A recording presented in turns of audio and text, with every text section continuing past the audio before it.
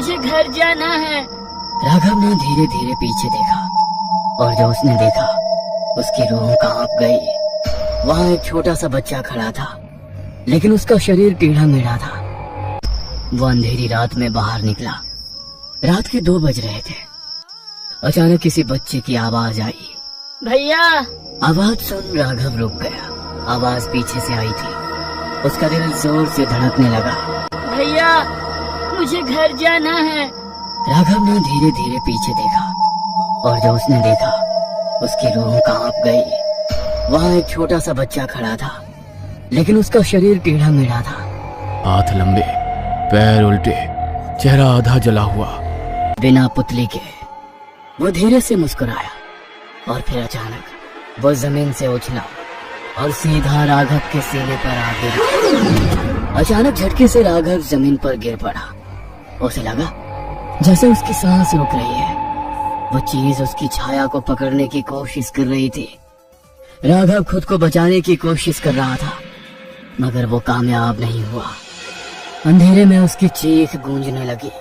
तभी राघव को शकीला आपा की बात याद आई कि लोहे से वो डरता है। उसने जेब से चाबी निकाली और उस पर वार किया। वो चीख कर पीछे हट गया और फिर गायब हो गया, मगर साथ ही गायब हो गई राघव की परछाई। यह देख राघव को डर लगने लगा। राघव तुरंत शकीला आपा के पास पहुंचा और उन्हें सारी बात बताई। ये तो बहुत बुरा हुआ। अब तुम्हें कोई नहीं बचा सकता। मेरे साथ चाहे कुछ भी हो जाए, मगर अब मुझे उसे खत्म करना है। मुझे उसके बारे में सारी बात बताओ, और आपको उसके बारे में सब कैसे पता ये बताओ। यहाँ एक रसूखदार व्यक्ति के कहने पर तांत्रिक ने इसे बुलाया है, ताकि लोग डरकर उस कॉलोनी को खाली कर दें। आपको ये सब कैसे पता? मरने वाले में सबसे पहला इंसान मेरा पति था। तब मौलवी जी ने सारी बात पता की और वो पुलिस को कुछ बता पाती, ताकि वो लोगों की मदद कर पाए। उसके पहले ही उन्हें भी मार दिया गया। तुम जो कोई भी हो, मुझे नहीं डरा सकते। मैं दोबारा तुम्हारा सामना करने के लिए आ रहा हूँ। वहाँ अचानक चारों तरफ से आवाजें आने लगी। भैया, राघव, मुझे बचाओ। राघव घबरा कर इधर उधर देखने लगा और फिर वो सामने आया। इस बार और भी भयानक। उसका शरीर जगह जगह से फट रहा था। अचानक उसका पूरा शरीर एक बड़ा डरावना जिन।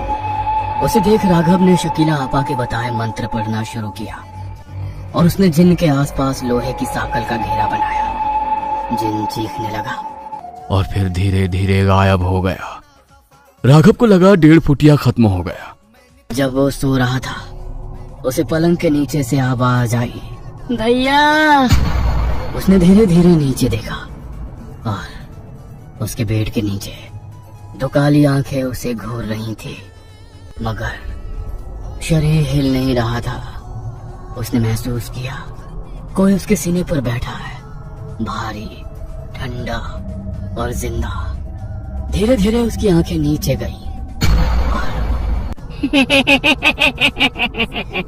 तू मेरा है।